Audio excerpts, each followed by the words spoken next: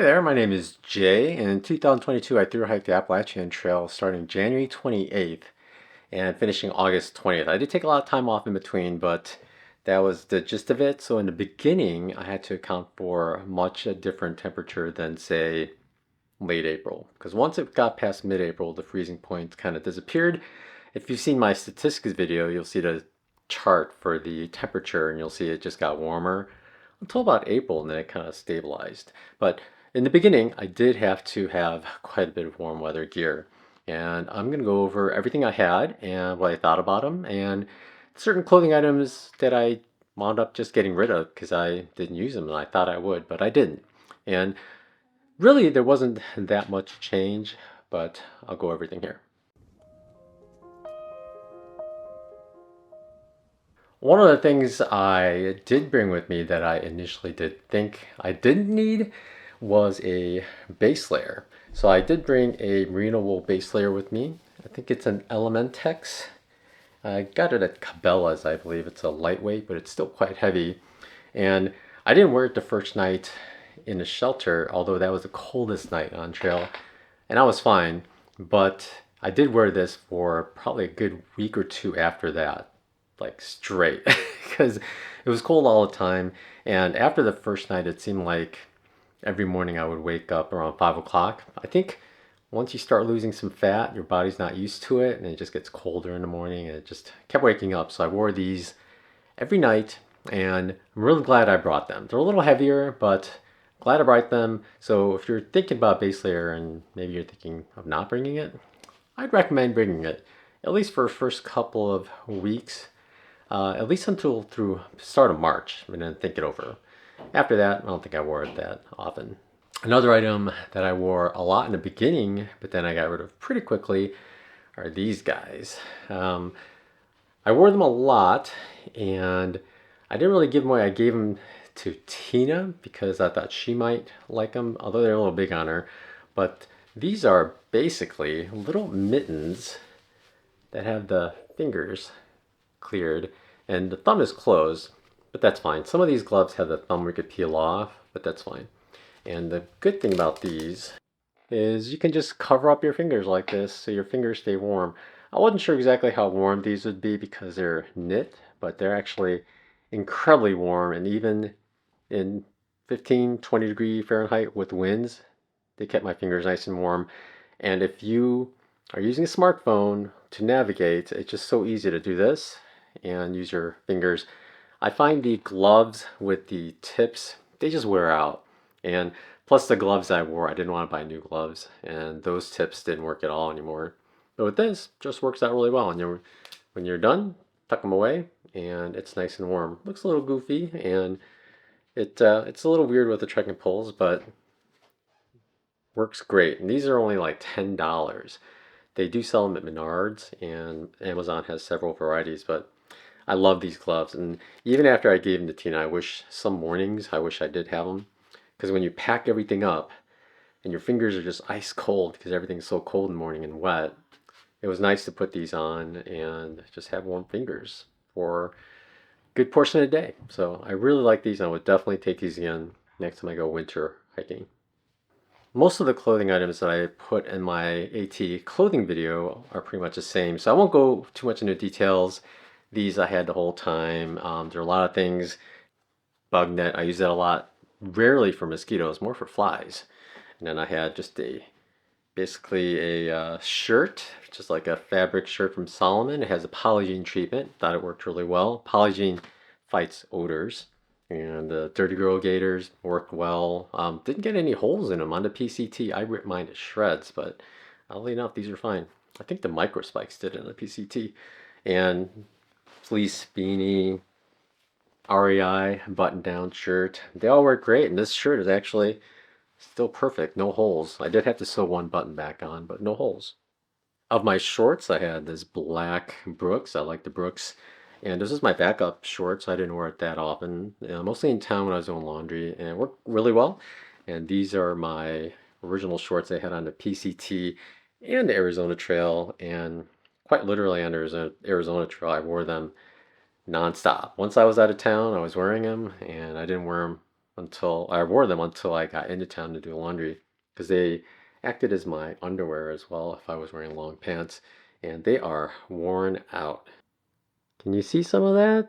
Some of those are holes, but some are stains, but mostly holes, and the fabric is just worn thin, and the color has changed so much since from the top to bottom, top, bottom, it is paper thin, and there are holes in the butt.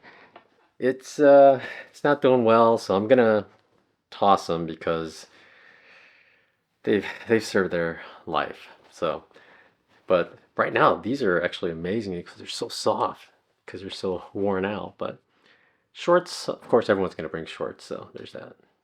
One thing I did change along the trail was the buff. I didn't have a buff initially. This is that free buff that you get at Outdoor 76. I didn't go there, but Tina went there and got one, so she gave me hers. So I wore that in place of the chamal. I'll go over the chamal in a little bit, but this was nice later. It's light, and I use it to sleep to keep my neck warm, and a lot to keep my pillow clean too if my hair and my head is so oily. And then I had two of these. These are waterproof mittens from REI. I use these quite a bit when it was raining and cold. If it's just raining, I didn't use them, but when it's raining and really cold, like freezing rain, very useful. So I'd still bring these. I'd say these are still good. They soak through pretty quickly, but I still like them. One thing that changed throughout the hike were my socks, because at some point I couldn't find Injinji like hiking thickness socks anymore. So I bought a couple of thinner ones, and then I ordered more to show up later on trail. So these are the thinner ones. And then I ordered two more, unfortunately the same color. I like to keep them different. And this is one I started with. So eventually, towards the end of the trail, I'd say the last half, I was carrying 5 pairs of socks, which seems crazy. But once it was raining all the time and you're walking through creeks, it was nice putting on a dry pair of socks in the morning. Although that didn't last long because the shoes were wet, and if it rains and you walk through bushes, it's gonna get wet again anyway. It's just nice putting on a dry pair instead of a wet pair. Because each time we were out, things just never dried. On the other trails, I could put wet socks, just pin them to my backpack, and they dried. But it was just so humid for almost a month that nothing dried. So it was good having 5 pairs of socks. And I love Injinji socks. Never got a blister, except I think one on my little toe is like a hot spot, but didn't really form into a blister. No blisters at all. Ever since I switched to Injinjis, I may get 1 or 2 like in the toe, small ones, but I've never had blisters on the ball of the feet. And I used to get them on the ball of the feet all the time with other socks. So Injinjis are the way to go for me. So you should give them a try. In the beginning, I carried a merino wool. It's called a kerchief, but it's basically like a chamois. It's a just big square of fabric. And I love that thing. I wore that all day, all night, every day until it got warmer. And it was just way too warm to just even drape over the neck. So I got rid of that. And I bought this chamois at a outdoor store. And I carried a chamois on the entire PCT and the entire Arizona Trail and used them every day, all day. But on the AT, I found they just weren't any good. On the other trails, it was more exposed, so it helped protect from sun and it'd be a little bit of breeze. And the breeze would actually go through the fabric, and it was actually comfortable. It wasn't too hot or anything. But on the AT, it was just humid and almost no breeze because you're just socked in. And even when you're walking, if you're going up and down, you're just not going like the 3 mile per hour wind you get when you hike. You're just going slowly, and it just was too hot. So I stopped using these, except maybe to sleep. So at some point I just mailed it home because I wasn't using it and just used a buff. So if you're a fan of these, on the AT, once it gets warmer, you may not need it. Believe it or not, on the PCT, once it got warmer, I'd just soak it in creeks, and I would tie it around my neck, and it would cool the front because it would evaporate, so I would spin it. So I would spin it every now and then, get a nice cool feeling on the back of my neck. But on the AT, it just didn't work. It just didn't cool off, didn't evaporate as well. So Um, it just didn't work out for me.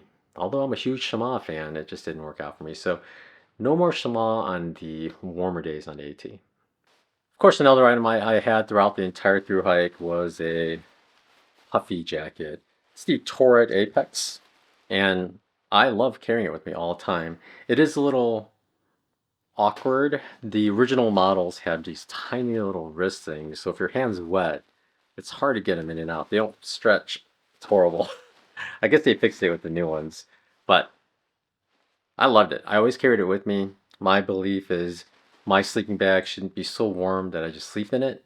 I believe that if it was at a critical cold point, I could just pull all my stuff on top of me or wear everything, and that all should include my warmth. So in the beginning, I carried a 20-degree sleeping bag, and I was actually fine all the time. I did have a liner, but when it was really cold, I would just pull this and just drape it over my core, and that warmed me up. If I knew it was going to get super cold at night, I wouldn't let this sit outside. I would actually sleep with it inside the quilt, and then once I got cold, I would drape it over me. So I'm not draping over a freezing cold puffy over my body. But loved it. Use it all the time, except hiking. I never hike with the puffy. I mean, you would just get so hot. I don't know. I don't know why people do all the time, but never. I've never done that actually. But now, down to my rain gear. My rain pants worked out great, no holes. I don't have them here now, but it's a Zpacks version of the rain pants. I mostly got them because they sold them in medium short, and no other rain pants manufacturer has that I know about. So that was nice. And this is my jacket. I've had the pants and the jacket since the PCT and the Arizona Trail, so I wore them quite a bit. And this, of course, they just soak right through. So they're not the best for that, but it does block the wind and keeps warm rain against your body, not cold. Although did have an umbrella, so that protected me from a brunt of the cold rain. And unfortunately, this jacket had some problems, not due to itself, but due to mice.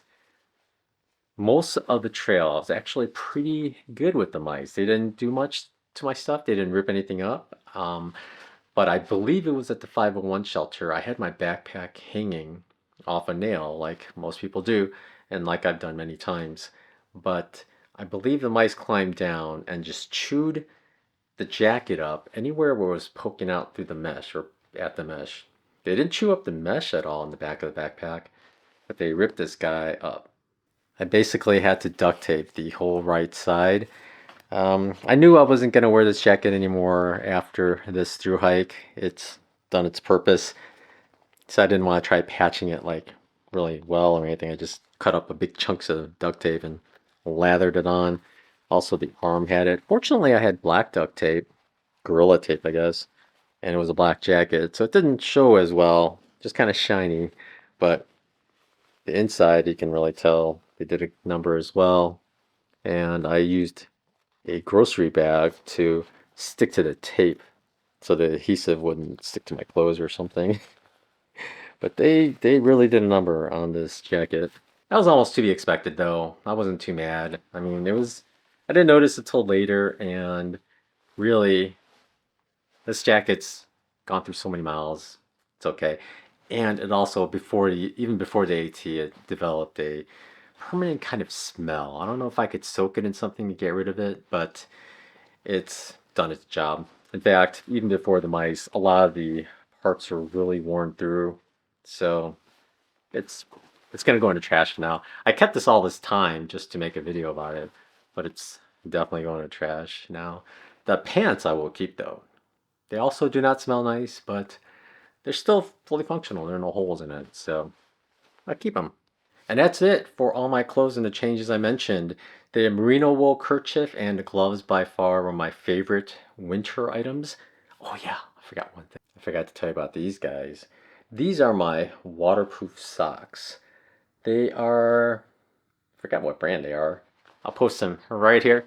But these I got quite a while ago. I actually got them for the PCT because my feet were freezing. When you're walking through snow and it's that melting snow, your feet just get soaked and they get freezing. And I wore them only a couple times. Even for a creek ford, I wore them a shallow one because it's not very tall and worked great. Totally waterproof. So I did have these on the AT as well. And I really love having these on the AT, especially in the beginning. It just when it's like below 40 and it's snow everywhere, it just your feet get so wet and it's just cold and it's just not as fun. So having waterproof socks is really beneficial, especially if the trail is gonna be puddly. If there's a lot of melted snow and there's puddles, all that's ice cold and you're constantly going through puddles and slush, waterproof socks is wonderful and they actually work. I did the creek crossing and my feet were perfectly dry. And these are merino wool lined, so they don't smell as bad as you would think for something that's waterproof. So they do work great. I know a lot of people try different brands, and I did try a generic one that had like this black and white pattern. And that worked great too. I had that on the Arizona Trail, and that got me through some parts which were very difficult, I thought. So waterproof socks in the beginning, but once it warmed up a little, just got rid of them because there's no point wearing them to try to keep your feet dry. It's more to keep your feet warm. There are a couple things I forgot to talk about, one of them being my Columbia zip-off pants. Now, I remember a long time ago, I used to make fun of those pants because they look kind of goofy, but now I absolutely love them. In the beginning, I wore the long pants because I knew it was going to be cold. That was primarily reason for that. And a lot of times, there would be a muddy ground and the lower leg portion would just get wet.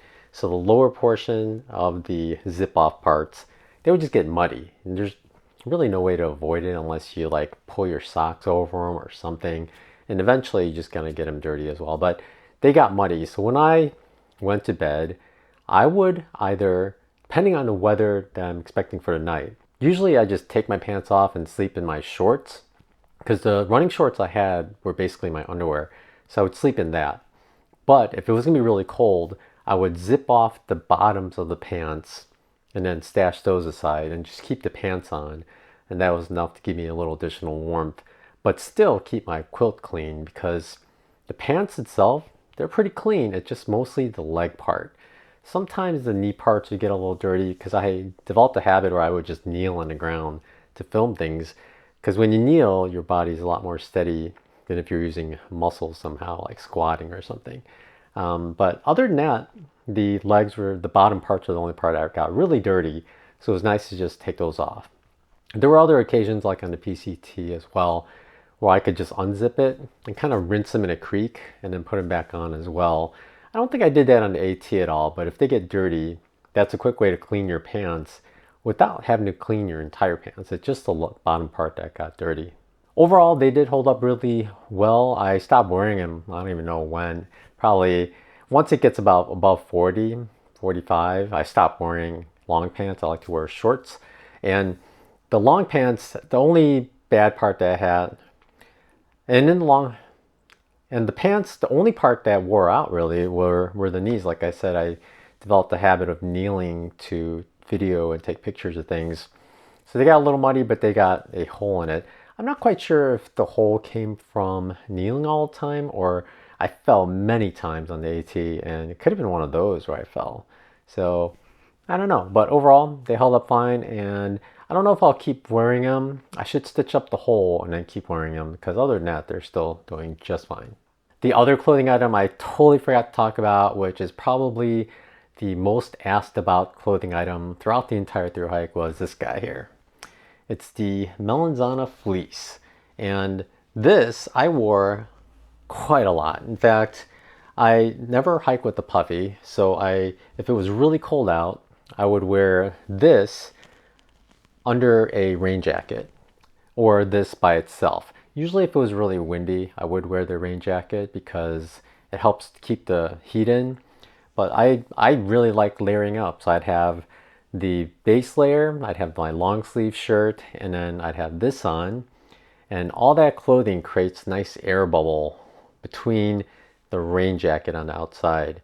So it keeps all that warm air in. So I wore this a lot, and I did wear it without a rain jacket quite a bit too. And there was quite a bit of wear on the back. I mean, it's not bad, but you can kind of tell. I'll give you some close-up photos here, but there was a little bit of pilling that occurred because the Zpacks backpack, it attaches, the shoulder straps attach to the backpack itself right around here, and it's rather rough. It's not smooth, the stitching and everything. It's a little rough, so I could see how that happened. Only happened on one side though.